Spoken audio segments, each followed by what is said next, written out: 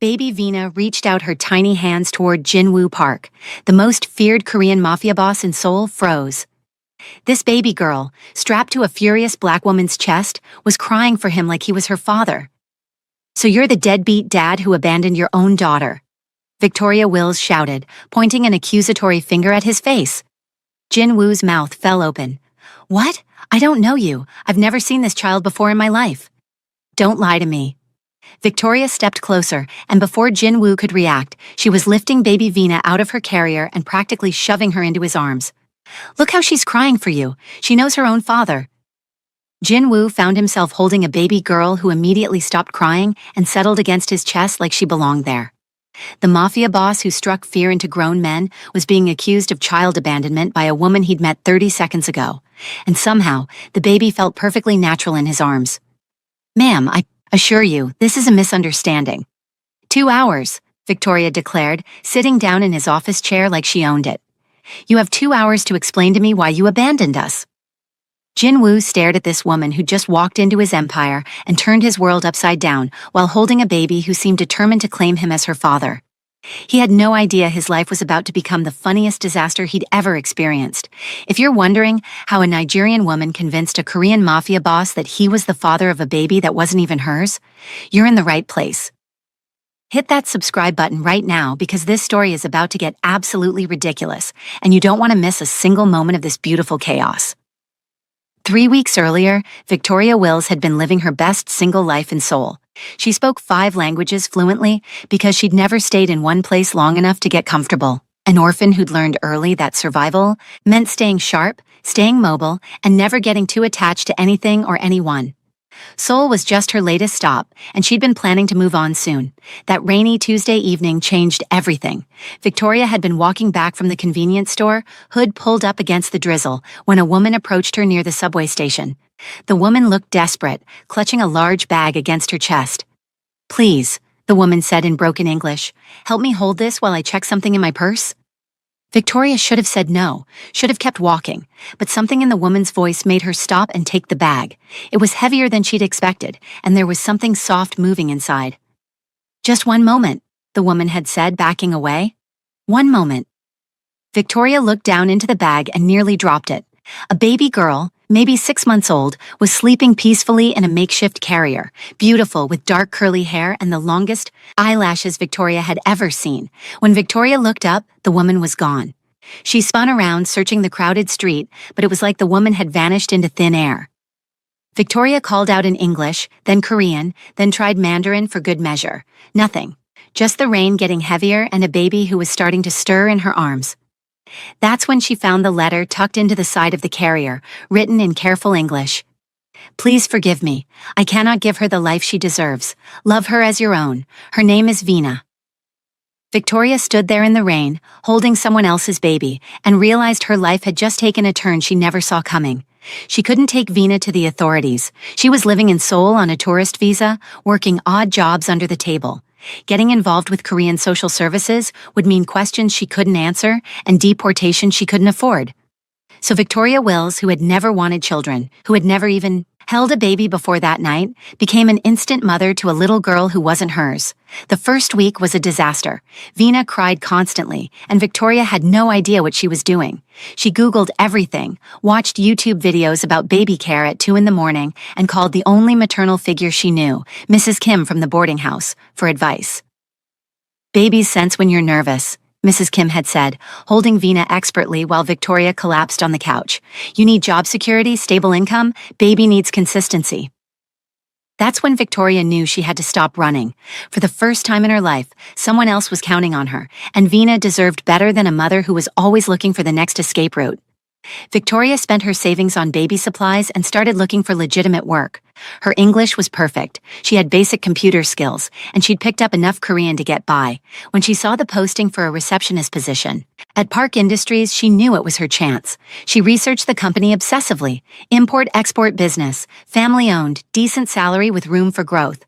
What she didn't research was who actually owned it, which would have saved her considerable embarrassment later. The morning of her interview, Victoria dressed in her only professional outfit, a black blazer she'd bought at a secondhand shop and her best jeans. She strapped Vina into the carrier against her chest, hoping the interview would be quick and that Vina would sleep through it.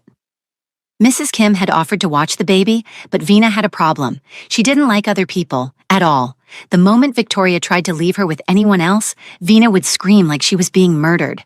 Victoria had learned this the hard way when she tried to leave Vina with Mrs. Kim to go grocery shopping. She'd made it exactly 2 blocks before turning around. Because the crying was so intense, she was sure something was wrong. So, Victoria brought Vina to the interview, figuring she'd explain the situation and hope for the best. What she didn't expect was to walk into the gleaming lobby of Park Industries and be told that the position had already been filled. "What do you mean, filled?" Victoria asked the receptionist, trying to keep her voice level. "I confirmed this appointment yesterday." The woman behind the desk, perfectly made up with not a hair out of place, looked at Victoria like she was something unpleasant she'd found on her shoe. "The position was filled internally. I'm sorry you weren't notified." Victoria felt her blood pressure rising. She'd spent her last money on subway fare to get here. "Let me understand this. You confirmed my interview yesterday. I traveled across Seoul with a baby, and now you're telling me the position just disappeared?" "Ma'am, I'm going to have to ask you to lower your voice." "Lower my voice?" Victoria stepped closer to the desk, Vina starting to fuss at the sound of her raised voice. "I have a baby to feed and bills to pay, and you couldn't be bothered to call me? If you don't calm down, I'll have to call security." "Call security then. Call them and explain why your company wastes people time with fake interviews." That's when executives in expensive suits walked out of the elevator, glancing at the commotion. Victoria's cheeks burned with embarrassment, but she was too frustrated to back down. "Security is on their way," the receptionist announced loudly.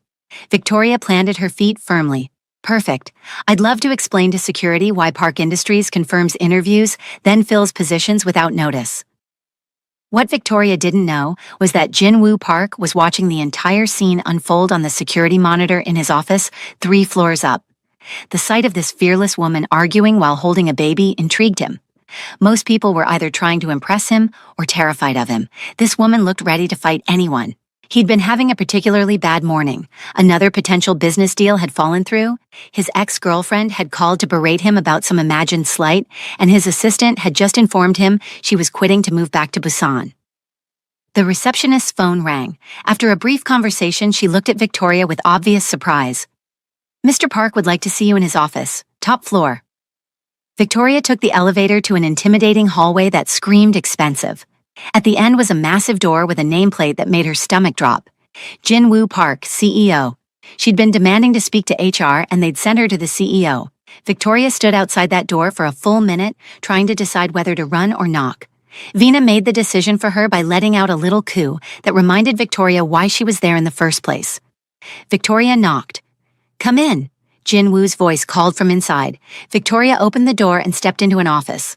That was bigger than the apartment she shared with Mrs. Kim. Floor-to-ceiling windows offered a view of Seoul that probably cost more than Victoria made in a year. Behind a desk that looked like it belonged in a museum sat a man who was definitely not what she'd been expecting. Jin-woo Park was young, maybe early 30s, with the kind of sharp features that belonged on magazine covers. His suit probably cost more than most people's car, and he had the unmistakable aura of someone who was used to getting his way. But there was something in his eyes that looked almost tired. "Please sit," he said, gesturing across from his desk. Victoria sat, adjusting Vina carefully. The baby had gone quiet again, seemingly fascinated by the new environment. "I understand there was some confusion about your interview," Jin-woo said. Victoria tried to read his expression, but his face was completely neutral. "Yes, sir. I was told the position had been filled, but I confirmed my appointment. Just yesterday." "What position were you interviewing for?" "Receptionist. The posting said you needed someone bilingual with computer skills." Jin-woo nodded slowly. "And you're qualified for this position?" "I speak 5 languages fluently, I have experience with customer service, and I learn quickly," Victoria said, sitting up straighter. "I know I don't look like much right now, but I'm a hard worker and I need this job." That's when Vina decided to wake up fully and take a good look around. Victoria felt her shift in the carrier, then made the little sounds that usually meant she was about to start crying. Victoria bounced gently, trying to keep her calm, but Vina was having none of it. "I'm sorry," Victoria said, standing up. "She's usually better than this. Maybe I should—" That's when Vina saw Jin Woo.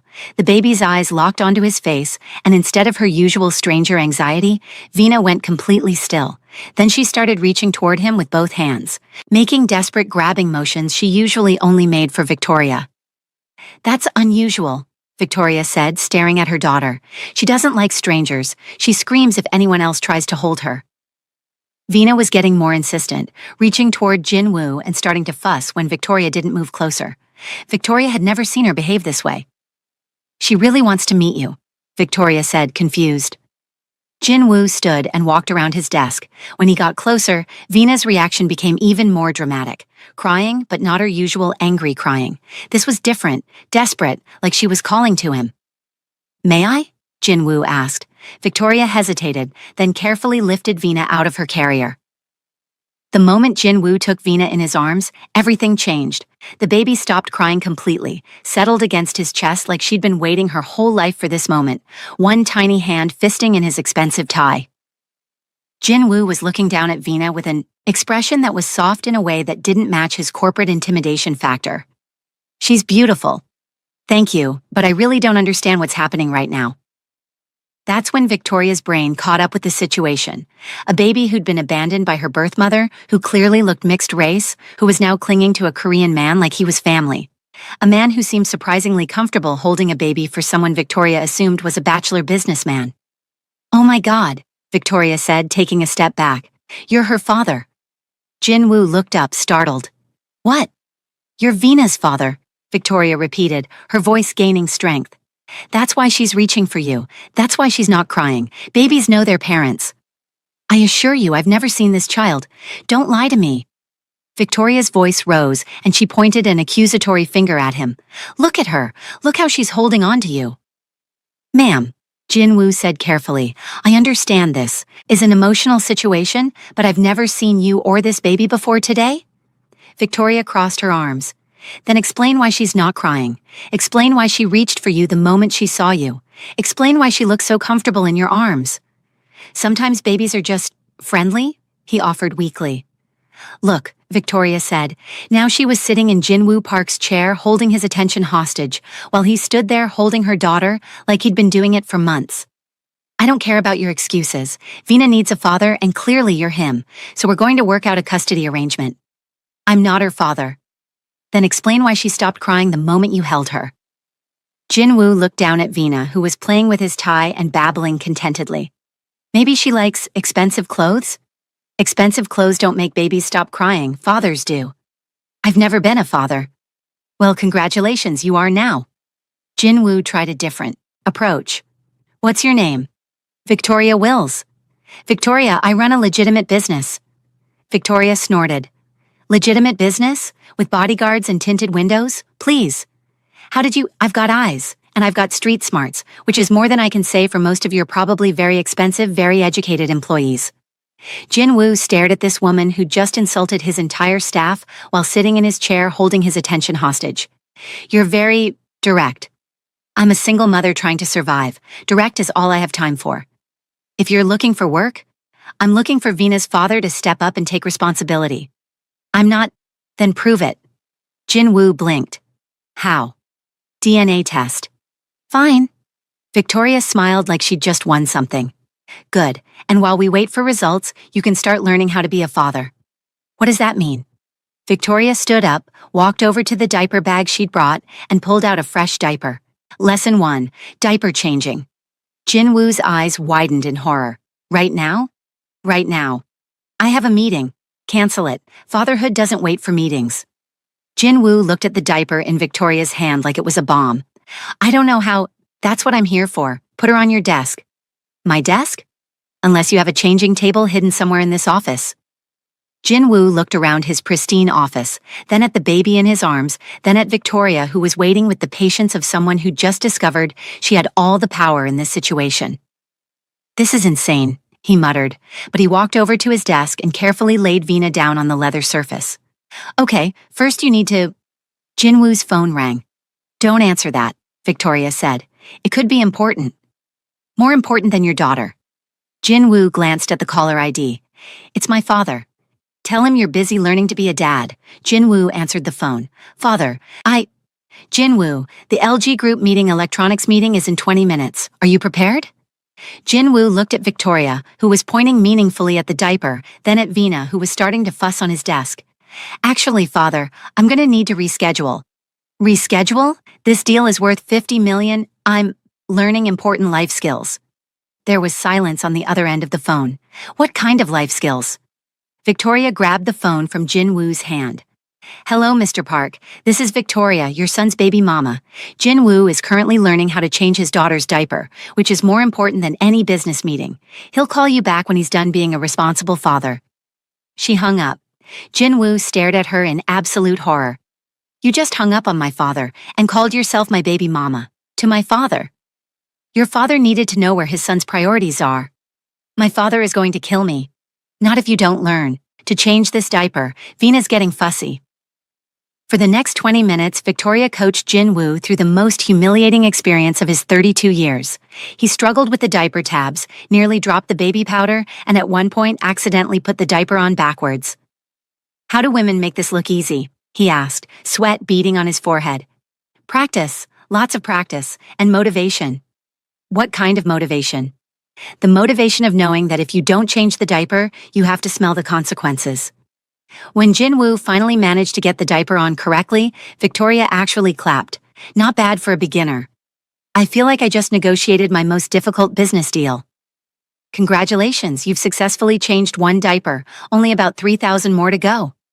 Jinwoo's phone started ringing again, and again, and again. You should probably call your father back, Victoria said, settling into his chair again. What am I supposed to tell him? The truth, that you're learning to be a responsible parent. Jinwoo picked up his phone and called his father back. Father, I can explain. Who was that woman? That was Victoria. And she's the mother of your child? Jinwoo looked at Victoria, who was nodding encouragingly, and at Veena, who was reaching for him again. It's complicated. How complicated? Very complicated. Jinwoo, are you telling me you have a daughter? Jinwoo looked at Veena, who chose that moment to babble something that sounded remarkably like Papa. I might have a daughter. Might? We're getting a DNA test. There was a long pause. Bring her to dinner on Sunday. Your mother will want to meet her granddaughter. Father, Sunday's 6 o'clock, and Jinwoo? Yes? Learn to change diapers properly before then. Your mother won't be impressed if you can't handle basic childcare. After his father hung up, Jinwoo turned to Victoria. You've just complicated my life in ways I didn't know were possible. Good, Victoria said. Complicated lives are more interesting. The next morning, Victoria showed up at Park Industries with Veena strapped to her chest and a determined expression on her face. What are you doing here? Jinwoo asked when she walked into his office. Reporting for duty. Duty? Co-parenting duty. If you're Veena's father, then we need to figure out how this is going to work. We don't know that She slept through the night last night. Jinwoo blinked. What? For the first time since I've had her, Veena slept through the entire night. You know what that means? She was tired?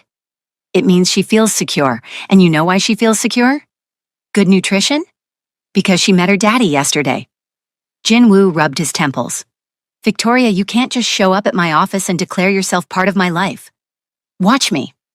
And for the next week, that's exactly what Victoria did. She showed up every morning, set up a makeshift baby station in the corner of Jinwoo's office, and proceeded to reorganize his entire life with the efficiency of a military general and the subtlety of a bulldozer. She answered his phone calls in 3 languages, switching between them mid-conversation depending on which one seemed to annoy the caller most. She fed Veena lunch while conducting conference calls, bouncing the baby on her knee while negotiating shipping rates with suppliers.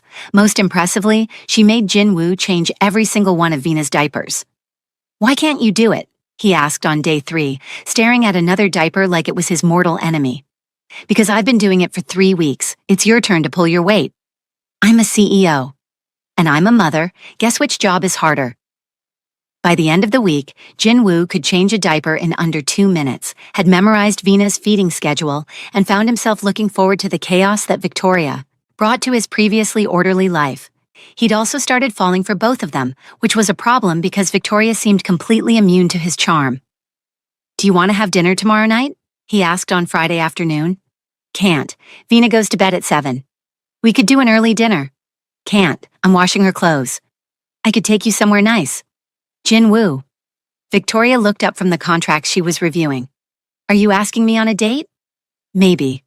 Don't. Why not? Because I don't date. Dating leads to relationships. Relationships lead to heartbreak, and heartbreak leads to poor decision-making. I can't afford poor decisions when I have a baby to think about. Jin Woo stared at her. So you're saying no? I'm saying I don't believe in love, I don't believe in romance, and I don't believe in men who think they can solve everything with expensive dinners. What do you believe in? Hard work, financial security, and protecting the people who depend on me. Jin Woo was quiet for a moment. And what if I want to be someone who depends on you? Victoria looked at him like he'd just said something completely ridiculous. You're a millionaire CEO. You don't depend on anyone. I depend on you to make sure Vina's diapers are changed properly. Victoria actually smiled. That's different. How? That's practical, not romantic. Jin Woo stared at her. So you're saying no? I'm saying love is what makes people abandon children, Victoria said firmly. Look at Vina's birth mother and father. They probably thought they were so in love, all romantic dinners and sweet promises. Then she got pregnant, reality hit, and suddenly love wasn't enough anymore. The moment things got difficult, diapers, sleepless nights, actual responsibility, poof, love vanished faster than a magic trick. Victoria gestured dramatically. One minute they're planning their future together, the next minute she's handing a baby to a stranger in the rain because love couldn't handle a crying infant at 3 a.m. She shook her head. Love makes people do stupid things. It makes them make promises they can't keep when faced with real responsibility, and I can't afford to do stupid things when I have a daughter depending on me. Jin Woo decided he was going to have to be more creative. The next week, everything changed when Jin Woo's biggest potential client requested a meeting. Lee Industries wants to set up a partnership, Mrs. Chen announced excitedly. It could be worth $500 million. That's excellent, Jin Woo replied. Schedule the meeting. There's one condition. What condition? They want to meet with you and your wife. Mr. Lee specifically said he only does business with family men because they understand responsibility and commitment. Jin Woo felt his stomach drop. My wife? Apparently his research team told him you were recently married and have a baby daughter. Jin Woo looked at Victoria, who was feeding Vina while eavesdropping shamelessly on his conversation. Where would he get that information? Mrs. Chen looked uncomfortable. Well, there have been some rumors around the office. What kind of rumors? About you and Victoria, and the baby. People have been assuming... Jin Woo turned to Victoria. Did you tell people we were married? I may have mentioned that we were figuring things out. Figuring things out is not the same as being married. It's not being married either. Jin Woo stared at her. That doesn't make sense. A lot of things don't make sense until you stop overthinking them. Mrs. Chen cleared her throat. So should I tell Mr. Lee you'll bring your wife to dinner next Friday? Victoria looked up from feeding Vina, a slow smile spreading across her face. Actually, that works out perfectly. Jin Woo blinked. How does this work out perfectly? I speak fluent Japanese. I can handle high-pressure social situations. I've been basically acting as your wife anyway while we figure out this whole co-parenting situation. Victoria shifted Vina to her other arm. Plus, Vina charms everyone she meets. We're the perfect fake family. Mrs. Chen nodded. She does have a point, sir. You want to do this? Jin Woo asked. I want to help you get this deal. And afterward? Victoria looked at him meaningfully. Maybe you can finally give me that job you keep avoiding talking about. Something official this time. Jin Woo studied her face, realizing she was positioning herself perfectly. You're thinking long-term. I'm thinking practically. You need someone who can handle situations like this. I need job security. Vina needs stability. Victoria bounced the baby gently. A $500 million deal proves I'm worth investing in. Deal? Jin Woo asked immediately. Help me close this, and we'll talk about making you Director of International Relations. Deal, Victoria said, immediately. But I have conditions too. Of course you do. First, you learn to pronounce my name correctly. I know how to pronounce Victoria. No, you don't. You've been saying it wrong for 2 weeks. Jin Woo frowned. How have I been saying it wrong? You say it like you're reading it off a business card. Victoria, it's Victoria, with feeling. Victoria. Better, but you need to practice saying it like you love me. How do I do that? I don't know, figure it out, you've got a week. Jin Woo spent the next week practicing saying Victoria's name in different tones while she critiqued his performance like a demanding acting coach. Too formal, she'd say when he tried to sound romantic. Too businesslike, she'd add when he tried to sound casual. Too much like you're reading a grocery list, she'd continue when he tried to sound natural. By Wednesday, Jin Woo was ready to give up. "This is impossible," he said after his 15th failed attempt. "It's not impossible, you just think too much." "How else am I supposed to say it?" "Like you mean it." "Mean what?" Victoria looked at him for a long moment. "Like you actually care about the person behind the name." Thursday afternoon, Jin Woo tried again. "Victoria." This time, something in his voice was different, softer, more genuine. Victoria looked up from her work, surprise flickering across her face. "Better," she said quietly. "Victoria," he said again, and this time it sounded like he was talking to someone he loved. "Much better." Friday evening, Jin Woo picked up Victoria and Veena from her boarding house in his best car, wearing his best suit and carrying flowers that Victoria immediately declared too fancy for a fake wife. "The point is to look like we're in love," Jin Woo pointed out. "The point is to look like we're married. Married people don't buy each other flowers for business dinners." "What do married people do?" "They argue about whether the baby needs a jacket." Jin Woo looked at Veena, who was dressed in a tiny formal dress that made her look like a doll. "Does she need a jacket?" "It's 60 degrees outside." "Is that jacket weather?" "For a baby, yes." "I don't have a baby jacket." "I brought one." Victoria pulled a small pink cardigan out of the diaper bag and proceeded to wrestle Veena into it while Jin Woo watched in fascination. "How do you know all this stuff?" he asked. "Google, trial and error, panic-induced research at 3 in the morning." The dinner was at one of Seoul's most exclusive restaurants, the kind of place where making a reservation required connections and paying the bill required serious money. Mr. Lee was already waiting when they arrived, a distinguished man in his 50s with sharp eyes and an appraising manner. "Mr. Park," Mr. Lee said, standing to greet them, "and this must be your lovely wife." "Victoria?" Jin Woo said, and his pronunciation was perfect. "And our daughter, Veena," Victoria smiled and bowed politely. "Pleasure to meet you, Mr. Lee." "The pleasure is mine. May I?" He gestured toward Veena, who was staring at him with curiosity. "Of course," Victoria said, and Jin Woo held his breath as Mr. Lee reached for the baby. Veena looked at Mr. Lee seriously for a moment, then smiled and reached for his tie, just like she'd done with Jin Woo that first day. "Beautiful baby," Mr. Lee said approvingly. "She has her father's eyes." Victoria and Jin Woo exchanged a quick glance. Veena definitely didn't have Jin Woo's eyes, but Mr. Lee seemed convinced. "Thank you," Victoria said smoothly. "She's very social. She loves meeting new people." As if to prove Victoria's point, Veena babbled something that sounded like hello and clapped her hands. Mr. Lee laughed. "Charming, how old is she?" 8 months, Jin Woo said. 7 months, Victoria said at the same time. They stared at each other. 7.5 months, Victoria corrected. "Time flies when they're growing so fast." "Indeed it does," Mr. Lee agreed. "Please, sit." The dinner was going perfectly. Mr. Lee was charmed by Veena, impressed by Victoria's fluent Japanese translations, and increasingly interested in Jin Woo's business proposals. They were halfway through the main course when disaster struck. "Jin Woo," a voice said in Korean, artificially sweet but with an edge that could cut glass. Victoria looked up to see an elegant woman approaching their table, tall, perfectly made up, wearing a designer dress that probably cost more than Victoria's entire wardrobe. The woman's eyes swept over Victoria and Veena with obvious disdain, before settling on Jin Woo with possessive familiarity. Jin Woo's jaw tightened. "Min Seo." "What a surprise to see you here," Min Seo continued in Korean, completely ignoring Victoria and Mr. Lee. "And with company." Mr. Lee looked fascinated by this unexpected drama, while Victoria quickly put together that this was clearly an ex-girlfriend, making a scene. "Min Seo, I'm in the middle of a business dinner," Jin Woo said carefully. "Oh, I can see that." Min Seo's eyes flicked dismissively over Victoria. "How interesting that you're bringing your help to business meetings now." Victoria understood enough Korean to catch the insult, and something cold settled in her chest. She smiled brightly and stood up, still holding Veena. "You must be Min Seo," Victoria said in perfect Korean, her voice dripping with false sweetness. "Jin Woo has told me so much about you." Min Seo blinked, clearly surprised Victoria spoke Korean. Has he?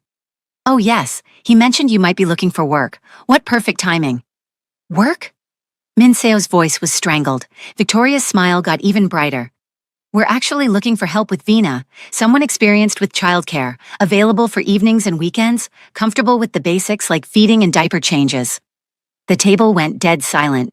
Mr. Lee looked riveted, Jin Woo looked horrified, and Min Seo looked like she'd been slapped. A nanny position? Min Seo managed? Perfect opportunity, really, Victoria continued cheerfully. Speaking of which, Vina needs a diaper change, and this would be excellent training. Jin Woo, darling, why don't you show her how it's done? Vina chose that moment to start fussing as if on cue. Actually, Victoria said, turning to Mr. Lee while still smiling, my husband always handles diaper changes during business dinners. He believes in equal partnership in all aspects of parenting. Don't you, sweetheart? Jin Woo realized he was trapped between his fake wife, his real ex, and a $500 million deal. Of course, equal partnership. Wonderful. Victoria pressed Vina into Min Seo's arms before anyone could protest. You can hold her while Jin Woo gets the supplies ready. Consider this your interview. Min Seo found herself holding a baby who immediately started to fuss louder, while Victoria handed Jin Woo the diaper bag with a look that clearly said, you're performing for your ex now. You're very hands-on, Mr. Lee observed to Jin Woo approvingly, completely oblivious to the tension. Many fathers leave all the child care to their wives. Jin Woo believes in taking responsibility, Victoria said sweetly, watching as Jin Woo spread out the changing pad with Min Seo, still awkwardly holding the crying baby. Equal partnership in everything, isn't that right, darling? Jin Woo shot Victoria a look that promised revenge later, but began the most humiliating diaper change of his life, in front of his ex-girlfriend, a business partner, and half of Seoul's elite dining at nearby tables. You're doing wonderfully, Victoria told Min Seo, who was struggling to calm Vina. Natural maternal instincts, you might actually be perfect for this position. For the next 15 minutes, Min Seo stood beside their table, holding an increasingly unhappy baby while Jin Woo changed diapers under Mr. Lee's approving commentary and Victoria's encouraging supervision, all while discussing shipping schedules and profit margins. When Jin Woo finally finished, Victoria took Vina back with a bright smile. Excellent work, both of you. Min Seo would love to help with Vina while we finish our business discussion, wouldn't you? Before anyone could protest, Victoria was pressing Vina into Min Seo's arms. The baby immediately started to fuss at being held by a stranger. For another 15 minutes, Min Seo stood awkwardly beside their table, holding an increasingly unhappy baby. While Victoria and Jin Woo continued their business discussion with Mr. Lee, completely ignoring her distress. You're doing wonderfully, Victoria told Min Seo sweetly. Natural maternal instincts. You can start Monday if you're interested. We pay very well for quality childcare. Min Seo stared at Victoria, then at Jin Woo, then back at Victoria, realizing she'd just been comprehensively destroyed. You're insane, she said finally. I'm practical, Victoria replied, and protective of my family. After Min Seo left, Mr. Lee turned to Jin Woo with obvious approval. Impressive family dynamic. Your wife handled that beautifully, and you clearly prioritize your responsibilities. This is exactly the kind of partnership stability we want to work with. I trust my husband completely, Victoria replied with a straight face. Jin Woo shot Victoria another look that promised revenge later. Vina clapped her hands like she was applauding his performance. Well done, Mr. Lee said. It's clear you're both very committed to your family. Family is everything, Victoria said solemnly. Family is very important, Jin Woo agreed. By the end of the evening, Mr. Lee had agreed to the partnership and complimented them on their obvious commitment to each other and their child, and invited them to bring Vina to his office for the contract signing. Wonderful. Dinner, Mr. Lee said as they prepared to leave. It's so refreshing to work with people who have their priorities straight. After Mr. Lee left, Victoria and Jin Woo sat in his car in the restaurant parking lot staring at each other. We just got a $500 million deal, Jin Woo said finally, because you can change diapers in public. Because you convinced him we were happily married. Because Vina charmed him into thinking we're the perfect family. And because you completely destroyed my ex-girlfriend, Jin Woo added, shaking his head in amazement. That was just a bonus, Victoria replied with a satisfied smile. Did you see her face when I offered her the nanny job? I thought she was going to faint. You made her hold Vina for 20 minutes while she cried. Vina barely cried. Minseo, on the other hand, looked like she wanted to cry the entire time. They looked at Vina, who had fallen asleep in her car seat, completely unaware that she'd just helped close the biggest business deal of Jinwoo's career and witnessed the most polite character assassination in Seoul restaurant history. She's going to be dangerous when she's older, Victoria observed. Good thing we'll be there to guide her. Victoria looked at Jinwoo sharply. We? Jinwoo realized what he'd said. I mean, if the DNA test came back yesterday. Jinwoo's heart stopped. And? Victoria was quiet for a long moment. You're not her biological father. Jinwoo felt something twist in his chest. Oh, but you're still her daddy. He looked at Victoria in confusion. What does that mean? It means biology doesn't make someone a parent. Love does, commitment does, showing up every day does. Victoria's voice was soft. And you've been showing up. So have you. I didn't have a choice. Someone left her with me. You had a choice. You could have taken her to social services. You could have given up when things got hard. You could have walked away when you found out I wasn't actually her father. Victoria was quiet. Why didn't you? Jinwoo asked. Because she chose you. That first day when she reached for you like she'd been waiting her whole life for you to hold her. I've never seen her react to anyone like that. And now? Now I think maybe she knew something I didn't. What did she know?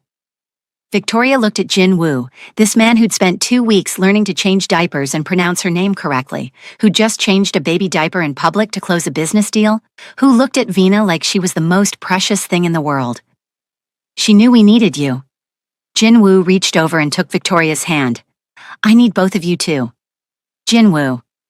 I know you don't believe in love and that love makes people abandon children instead of fighting for them. I know you think relationships are dangerous, but what if this isn't about love or relationships? What if this is just about family? What kind of family? The kind we choose, the kind we build, the kind that doesn't make sense to anyone else but works for us. Victoria looked down at their joined hands. That's still love, Jinwoo. Maybe, but it's practical love, financial security love, protecting the people who depend on us love. Victoria smiled despite herself. You're using my own arguments against me. Is it working? Maybe. Jinwoo leaned closer. Victoria? Yes? I'm gonna kiss you now. Why are you telling me first? Because I want to make sure you want me to. I want you to. When Jinwoo kissed Victoria in the parking lot of Seoul's most expensive restaurant, with baby Vina sleeping peacefully in the back seat, it felt like coming home to a place she'd never been but had always been looking for. When they broke apart, Victoria rested her forehead against his. So what happens now? She asked. Now we figure it out as we go, all three of us. No promises we can't keep. No promises we can't keep. No expectations we can't meet. No expectations we can't meet. Just family? Just family. Victoria smiled. I can work with that. 8 months later, Victoria was running the international division of Park Industries, Vina was walking and getting into everything, and Jinwoo had become the kind of man who carried emergency snacks and knew all the words to children's songs. They never did get married, but they bought a house together with a yard big enough for Vina to run around in and offices for both of them to work from home. Victoria kept her own name, Jinwoo learned to braid hair, and Vina grew up thinking that all families were formed by babies who chose their own parents. When people asked about their relationship status, Victoria would say they were figuring it out, and Jinwoo would say they were committed to figuring it out together, and somehow that was more honest than any legal document could have been, the best.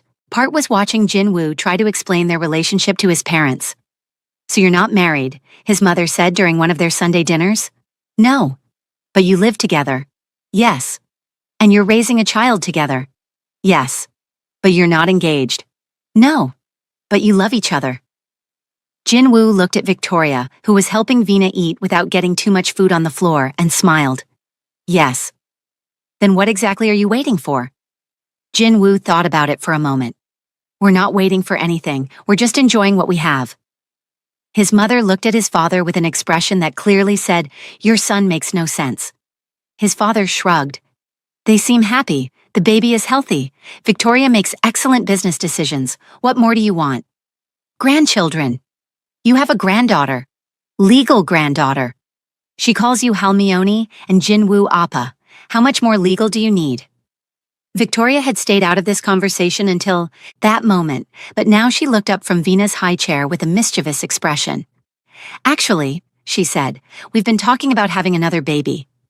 Jinwoo nearly choked on his water. We have? Haven't we? Victoria asked innocently. Just last night you said Vina needed a sibling. I said she needed to learn to share her toys. Same thing. Jinwoo's mother clapped her hands together excitedly. Another baby. When? Victoria grinned at Jinwoo, who was looking at her like she'd just announced they were joining the circus. Soon, Victoria said, very soon. That night, after they'd put Vina to bed and cleaned up the disaster that was dinner with a toddler, Jinwoo cornered Victoria in their kitchen. Another baby? He asked. You don't want another baby? I didn't say that. I just wasn't aware we'd decided to have one. Victoria stepped closer to him. We haven't decided anything. I was just messing with your mother. My mother is going to call me every day now asking about pregnancy symptoms. Good, she needs a hobby. Jinwoo pulled Victoria into his arms. You're terrible. You love it. I love you. Victoria looked up at him, this man who'd gone from stranger to co-parent to partner to home in the space of a year. I love you too. Even though you don't believe in love? I don't believe in the kind of love that makes people stupid. I believe in the kind of love that makes people better. And which kind is this? Victoria kissed him softly. The second kind. Good, Jinwoo said against her lips, because I'm planning to love you for a very long time. How long? Long enough to give Vina at least 3 siblings. Victoria pulled back and stared at him. 3? You said she needed to learn to share. Jinwoo, yes? Shut up and kiss me. Yes, ma'am. 3 months later, while they were sitting at their kitchen table planning Vina's first birthday party, Jinwoo looked up from the guest list he was writing. Wait, he said, frowning. How old is Vina turning again? Victoria paused, cake design sketch halfway finished. Almost 2? Maybe? She was about 6 months when I got her, and that was carry the 1. She counted on her fingers. 18 months ago. So she's either turning 2 or she turned 1 2 months ago, or she won't turn 2 for another 9 months. This is ridiculous. We're planning a birthday party for a child whose birthday we don't actually know. Jinwoo laughed. We could just pick a date. What kind of parents don't even know their own daughter's birthday? The kind who got their daughter from a stranger in the rain with no paperwork. Victoria looked at Vina, who was in her high chair, happily smearing yogurt on her face. Vina, when's your birthday? Vina babbled something that sounded like banana and clapped her yogurt-covered hands. Very helpful, Victoria said dryly. You know what? Jinwoo said suddenly. Let's make today her birthday. Today? Why not? We're already planning a party. We have no idea when her real birthday is, and today's the day we decided to become an official family. Victoria.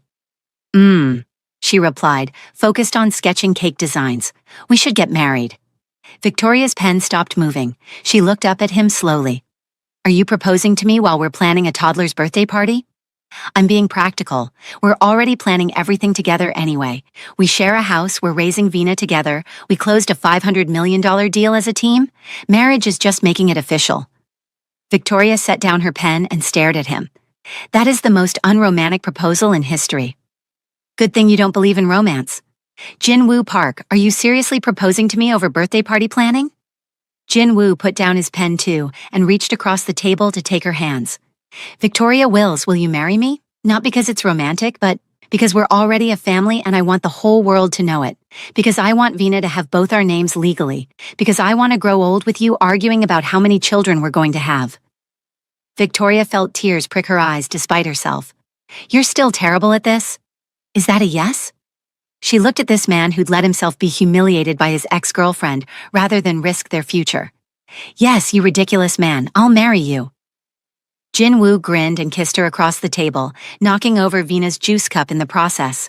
From her high chair, Vina clapped her hands and babbled something that sounded suspiciously like approval.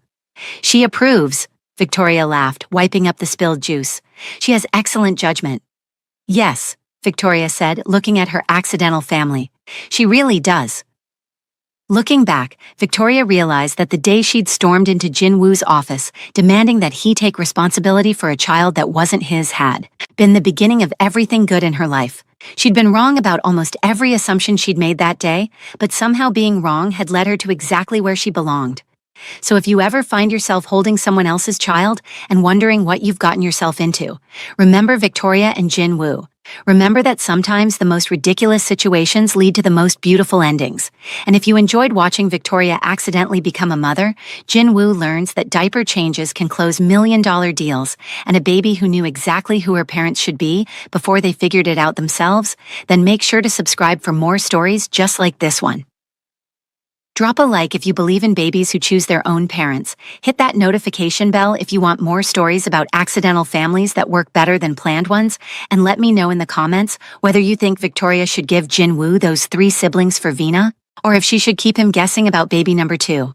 Because the best love stories aren't the ones that start with perfect timing. They're the ones that start with complete disasters and end with people who can't imagine their lives any other way. I'll see you in the next story.